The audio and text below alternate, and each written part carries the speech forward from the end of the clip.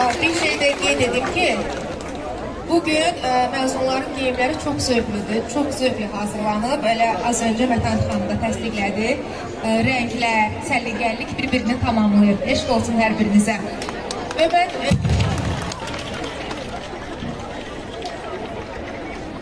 indi sizə sözü vermək istəyirəm. Hələ rəqsləri davam edir. Aha, hələ ki onların çıxışları var. Gəlin o zaman 11-cəni izləyək.